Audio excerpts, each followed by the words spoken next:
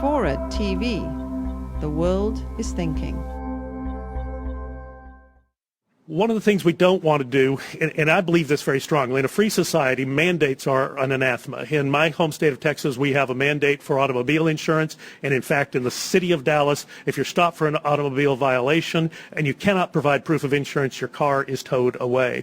Well, you can imagine the application to health care. I mean, what are you going to do? Where are you going to take that person that you've now impounded because they came to your emergency room without health insurance? That's a graphic that I don't think anyone wants to see. Mandates are difficult in a free society. The IRS, there is no more significant mandate. People know that they've got to pay their taxes. They know if they don't pay their taxes, there is a severe and certain penalty that awaits. And what is the compliance rate with the IRS? Well, it's about 85%. About 15% of people decide that they don't need to pay their taxes and they're not going to conform. In this country, with voluntary insurance, 85% of the people are insured and 15% are uninsured. There seems to be a parallel there.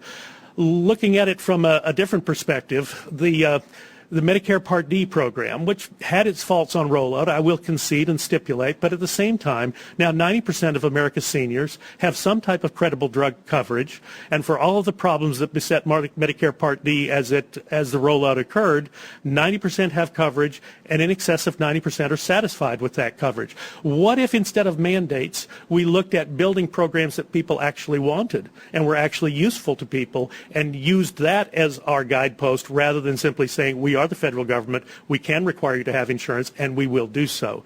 Now, insurance companies that come before the committee are extremely anxious for us to do a mandate.